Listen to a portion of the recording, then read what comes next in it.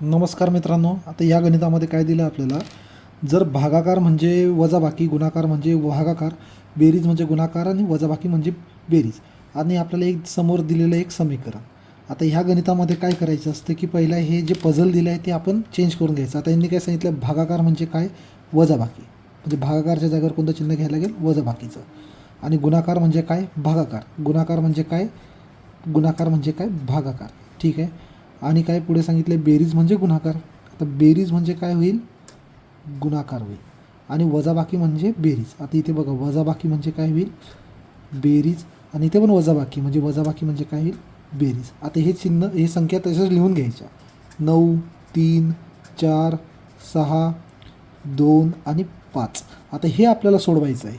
आता ह्या गणितामध्ये बघा, इथे भागाकार आहे बरं का. 9/3 म्हणजे काय, 3.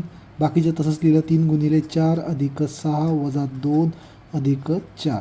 आता इथे गुणाकार होईल, 3 × 4 म्हणजे किती, 12 अधिक 6 वजा 2 अधिक 5. तुम्हाला माहिती आहे, पहिला भागाकार होतो नंतर गुणाकार होतो बोडमासच्या पद्धतीनुसार. आता इथे बघा, हे बेरीजच आहे. 12 अधिक 6 किती, 18 वजा 2 अधिक 5. 18मधून 2 गेले, 16 अधिक 5. 16 अधिक 5 म्हणजे उत्तर आहे आपलं 21.